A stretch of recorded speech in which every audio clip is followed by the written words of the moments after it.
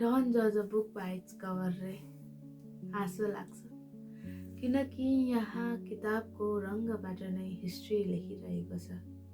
साँच्चै यहाँ हिस्टोरी लेखिरहेको छ।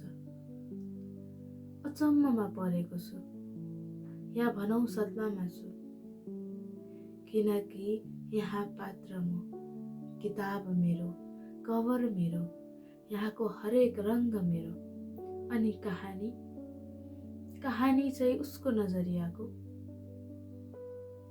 कोसिस नगरेको होइन, लेख्न आउने हरेक लेखकलाई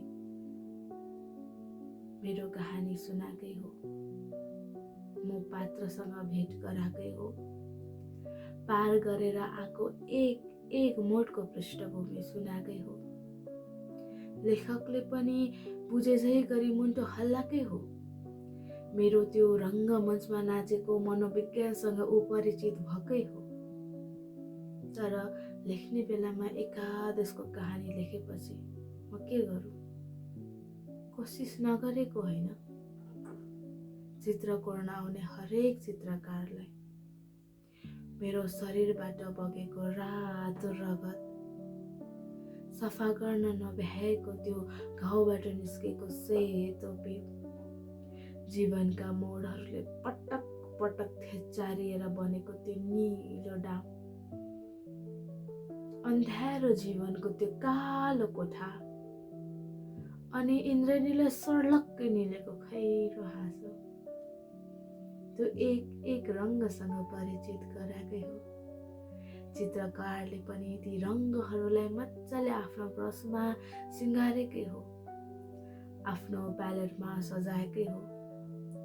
तर आकारमा ढाल्ने बेलामा, मलाई आकारमा कोर्ने बेलामा उसले कालो मोसोबाट गरेपछि म के गरौँ?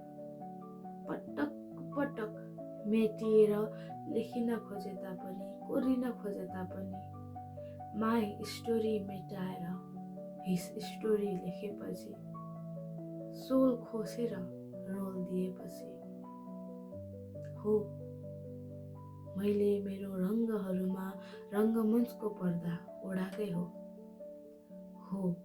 म ओपन बुकबाट लिभिङ मिस्ट्री भएकै हो, म बन्द किताब भएकै हो, म बन्द किताब भएकै हो।